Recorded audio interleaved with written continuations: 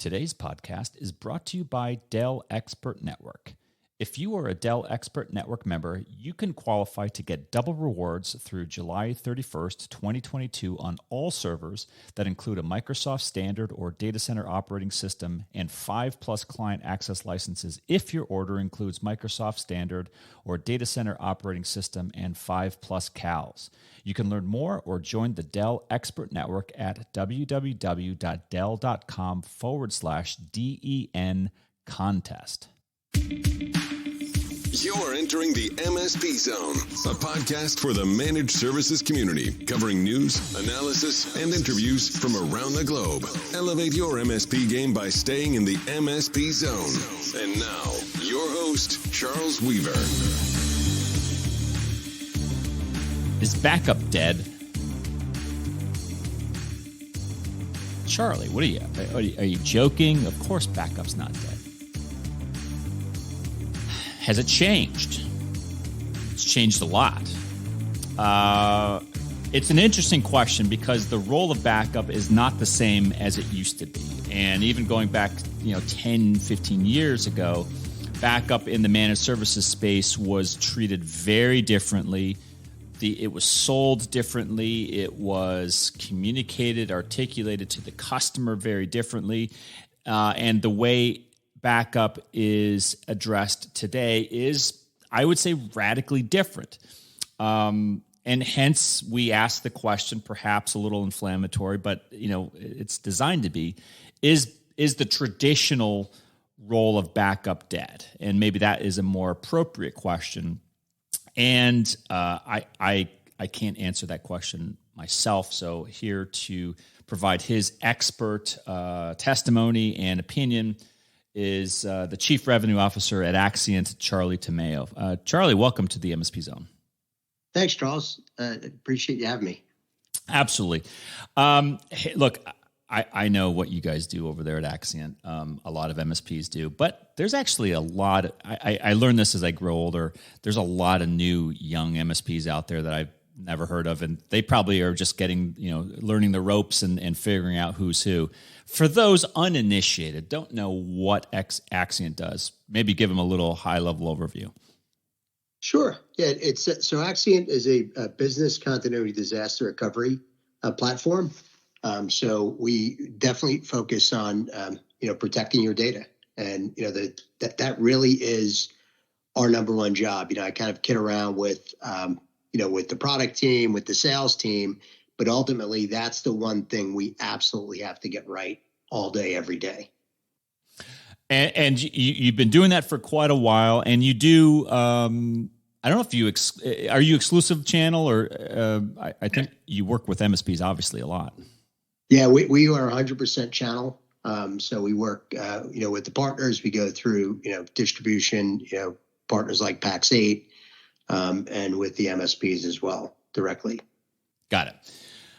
So it may seem a little bit weird, people, wondering, hey, why are you asking a guy from Axcient who does backup, is backup dead? And I didn't mean to insinuate that backup is dead, but I do believe that backup has certainly changed. And like I'm thinking back to the old, 2008 to 2012 period where backup was really aggressively being pushed out. It was a learning period for the MSPs. Axcient certainly was part of that those early pioneering days of getting back out through the MSP channel. Maybe what are some of your recollections of how backup has changed? Well, first of all, it's not dead, is it?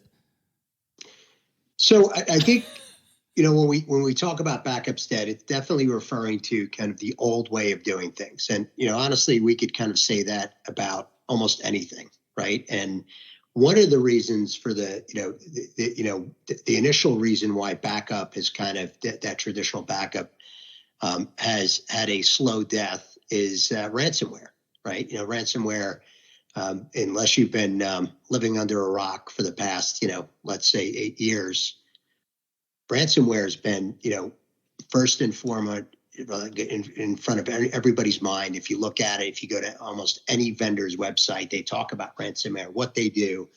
And one of the big things that has come up over the last few years is really having that, just a strong, disaster recovery type of model when it comes to backup, right? Because at that point, if they get access to your backups, they delete them, they encrypt them, the party's over. So ransomware is definitely one of the things that is kind of, driven the adoption or the move away from that traditional backup. And then, and another thing that everyone's aware of is the last couple of years, there's been a lot of volatility in the market, right? Everything from, the pandemic, work from home, data is kind of moving off of your traditional devices that you protect onto, more personal. This has become like first and foremost for most of the MSPs that are out there is they've recognized that there's been change in their business model altogether. So I accept all that. I mean, I guess maybe to summarize, you've seen backup change from being just a general IT good practice. And, I don't mean to diminish, like 2005, right, with Katrina in Louisiana. I remember a ton of, tape horror stories, right, of companies that really suffered a lot because somebody mistakenly thought that they were backing up the tapes and storing them someplace safe, and they weren't, and therefore they had more difficulty recovering from an already difficult weather event.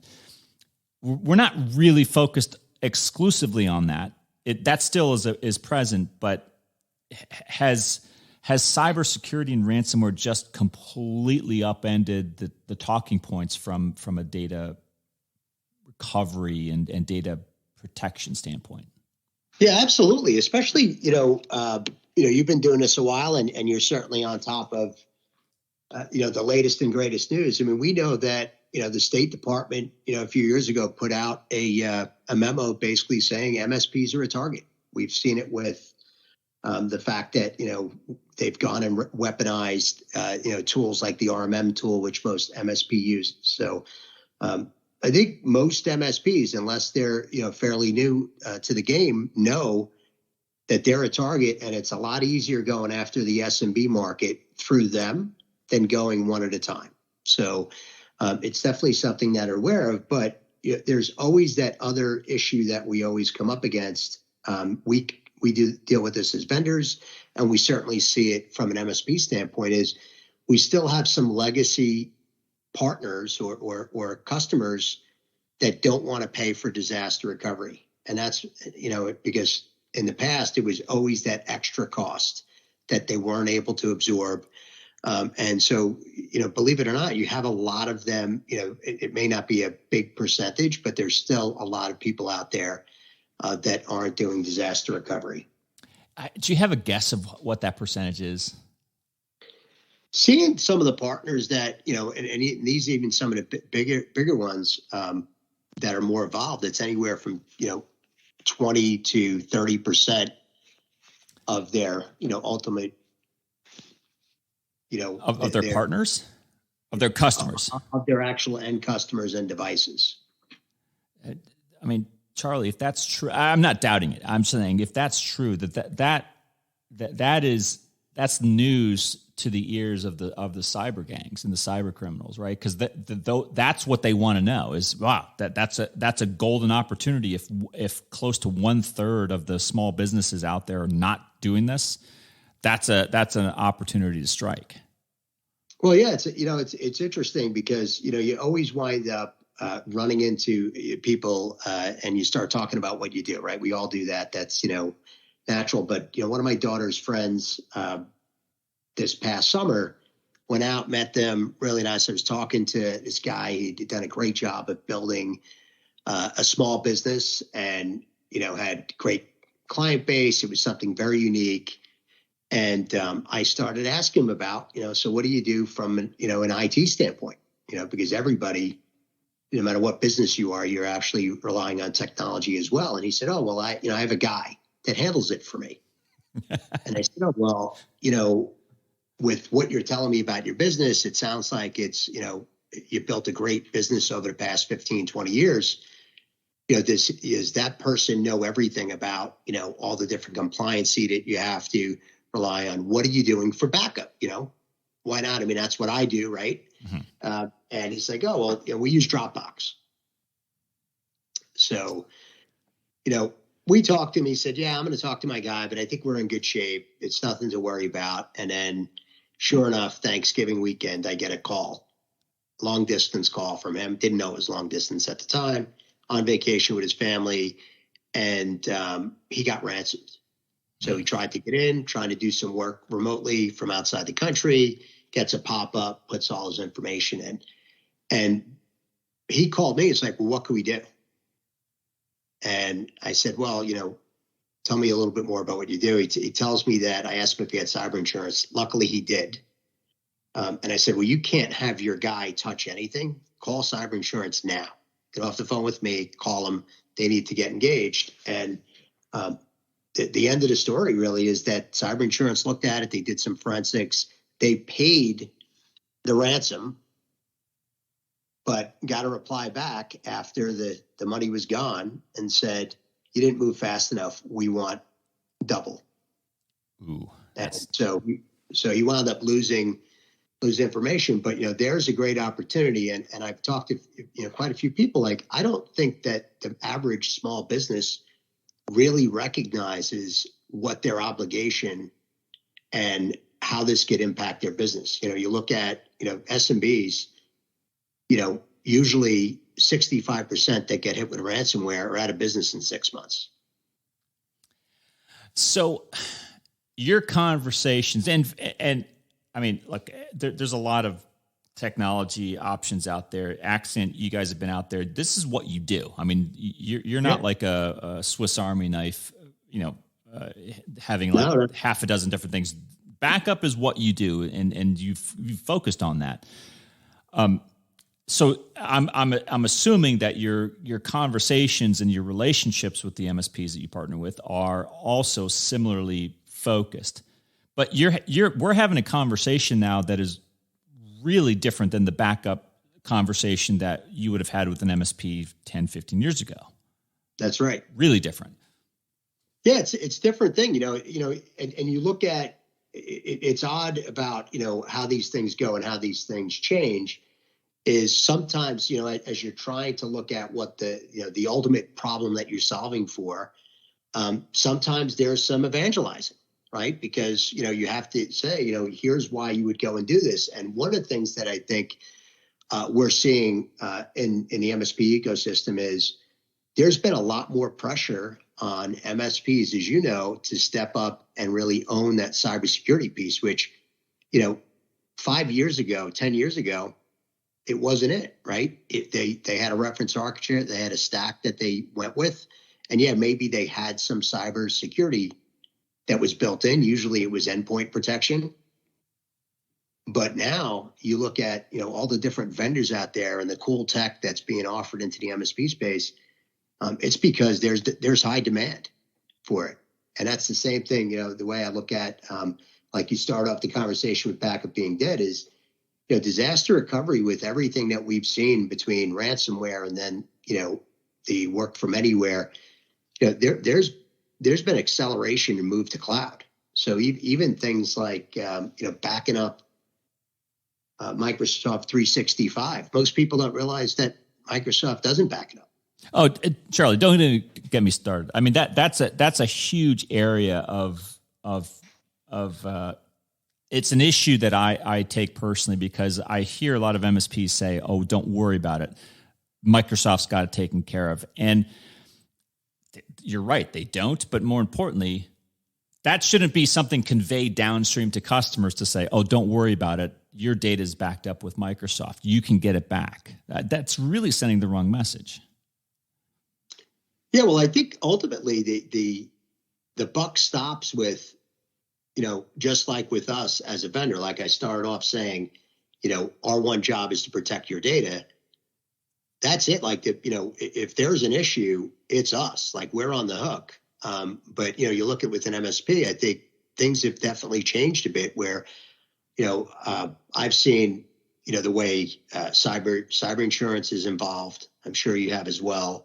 But also, I know some MSPs that either won't do business with you if you don't like what they have to offer, right? So if they're going to add all these different tools to make sure you're protected, they'll walk away from the business, or they'll have you sign off that you've waived it, right? It's kind of like waiving insurance, the additional insurance for the rental car, right?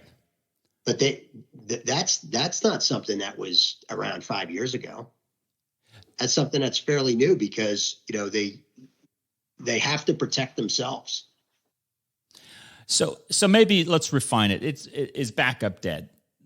Clearly not. But the way backup is sold and messaged, if it's not dead, then it certainly it's died and been replaced with something arguably even more critical. And I use this analogy a lot, which is the password management analogy of, we went through over a 10-year period, an evolution of using passwords in spreadsheets to, you need a professional multi-tenant password management system. I think that backup is certainly at the stage of it's ubiquitous. It's not even a option. You have it. It's a best practice. To not have it is tantamount to not washing your hands before going into surgery. It's just not something that we tolerate today for MSP or for customer. Yeah, I think that's a great analogy. It's true. It's not. It should not be an option at this point. And so so your interactions with MSPs, do the new MSP, I'm assuming the veterans, who've been around, as long as we have, and they've seen that kind of transition, they probably get it. The new MSPs, do they get it? Like your new partners, are they understanding how important backup is in the overall scheme? Yeah, I think they absolutely are. I mean, you look at there's certainly enough groups out there that you see. It's almost like the farm system, right? Of how we're bringing people up, we're educating them. From Robin Robbins, anybody that's involved with maybe a higher level evolved Taylor Business Group. Some of these different groups out there, and then you add people like yourself with MSP Alliance, and there's enough education out there that I think the majority of the people go in, and then they are trying to educate themselves. They are trying to get that feedback of what their reference architecture should look like. So I think people get it. I think the bigger issue is just educating that actual end customer, that small to medium business, as to why you need it, because it is it is shocking. I remember the days where people were struggling with getting $100 to $125 per device per month, and now you talk to some people are getting $250 because of all these different things that you've added on top of it. But it's just making sure that you're able to sell that. And I mean, I don't want to put you on the spot from a pricing standpoint, but in general, the cost of delivering backup as a service has gone down. I mean, meaning that we've seen prices normalize, but which doesn't mean that the service is any less valuable. But it's certainly something that argues more for everybody needs to be doing this. Certainly all MSPs need to be backing up their data internally. No excuses. And I think that, whatever that percentage of customer, like your daughter's friend who, had that unfortunate situation happen, they have to become, fewer and fewer in number. That's right. And I think the other thing is there is if it's not broke, don't fix it type of mentality. But, as we know, I mean, I've been in the cybersecurity space for 20 years, and, you always check when you wake up that nothing really bad happened, right? Because, especially with some of the things that are out there and the different, attacks that we've seen over the years. So you're always worried about, hey, what's going to happen? What potentially could be the impact?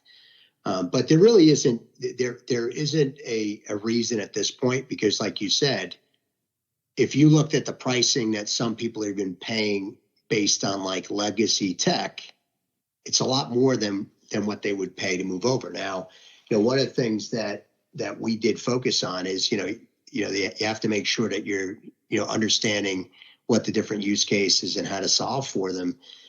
The other issue has been, the hardware bit, right? So it's just there. It always was this heavy lift of putting something out there when you talk about backup, disaster recovery, and managing all these different things. So, if it's hardware, you potentially having, basically sending the trucks out, right, feet on the ground and going to do it. So, we've also seen some changes in that, certainly over the pandemic. Yeah. Has supply chain been an issue for either you guys or for your partners? Yeah, we're definitely seeing it. We were pretty fortunate that we were a bit of a step ahead to make sure, you had inventory but we definitely, hearing it from the partners themselves. So how are you engaging with your MSPs on their challenges?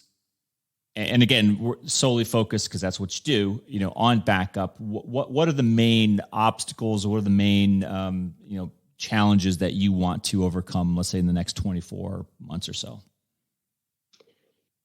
Well, the one thing that we've been focusing on is just letting them know that they can afford to offer disaster recovery to that subset of partners, and also the value of, the one thing that we did, we surveyed a bunch of MSPs, and we found out that on average, most MSPs use 4 different vendors for their backup and disaster recovery. Why is that so much? Because I've heard that before, but that seems like.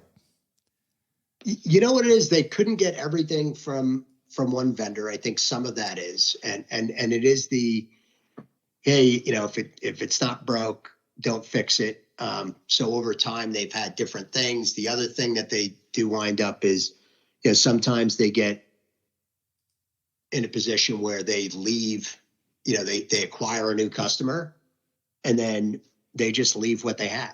And so, we're seeing, I'd say the more evolved MSPs that are also involved in a bit of M&A, they're standardizing, because they know the value of just having training on one, having one, throat to choke, all those things that we all know of as best practices, that those make sense even with backup. It would seem to me then that with the growth opportunity of getting smaller businesses who are currently not backing up data, to explain to them the security, the real existential security threats to their organizations if they don't do things like backup. I'm not saying that backup is the silver bullet. It's one of several. That's got to be a fairly good thing for you guys, but also that's a challenge, right? To win that business. Yeah, that's what we're doing. We make sure that we're working with our partners. We're educating them. We're doing everything from joint webinars, providing them with content that isn't just focused to them. It's really focused towards their end customers, so they're able to move people and explain to them, what the problem is that they see today, and then how do they solve it. And we've had some really great success with that. Yeah. And are you seeing any interesting trends in 2022? Like, where do you think the future of managed backup as a service is headed? Like, where what's the next 12 months hold for us? I think what we're seeing, and at Axcient we have kind of we have a platform, and it's solved for all your data protection needs. But one of the things that we're really seeing big is we focused a lot, during the pandemic, at what we thought was a gap, and we came out with a direct to cloud version of our BDR, and it's flying off the shelves. It's solving a lot of the problems that people have today. It's very easy for them to deploy, for them to seed their environments, and it's basically, unlimited storage, unlimited retention. So one of the things when you talked about like cost and price to go do things, it just makes it a no-brainer for them to offer this. And it's, they're relying on us to really be the backup experts, not themselves. Yeah.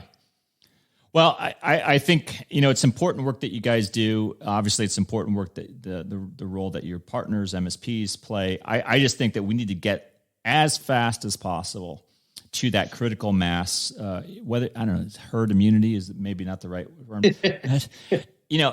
I have a sneaking suspicion that what you said is right, that there's just a lot of small businesses, and I hate to say it's probably the smaller organizations that are probably less immune or less likely to survive a really debilitating, ransomware cyber attack, that with a small amount of investment into backing up their data, among other things, they could really have a lot more peace of mind. And I think that's just it's an eminently easy thing to solve for, in my opinion. You're 100% right. Yeah. Well, hey, look. So Charlie, if MSPs out there listening to this say, "Hey, look, we're looking for a backup provider ourselves," and they're interested in you guys, what's the best way to engage with the Axcient team? Yeah, honestly, I would say just go to a website, Axcient.com, and sign up for a trial or for a demo, and take the challenge. Let's see. Ultimately, our goal is to put them in a position where we could save them time and save them money, and offer a better service. Yeah, well, it's really important work you guys do. It's all you do. So that speaks a lot to a lot of MSPs who are looking for best of breed in whatever class of technology they're looking for. So, keep up the great work, and definitely if you guys have any updates on your end you want to share with us, definitely reach out to us. We always like keeping in touch with you guys. Thanks. Definitely appreciate the time today, and hopefully we'll see you on the road soon. I have a strong suspicion that we will probably see a lot of people, including you guys, this year. I think a lot of people are getting back out onto the circuit, so that's definitely possible. Charlie Tomeo from Axcient, thank you very much for dropping by the MSP Zone, and go check Axcient out, Axcient.com. And until next time, Charles. Thanks again for your time. Bye. Thanks for listening. If you enjoyed today's episode, please give us a like. Make sure you are subscribed to the podcast so you will get notified when future episodes are released. We will see you next time in the MSP Zone.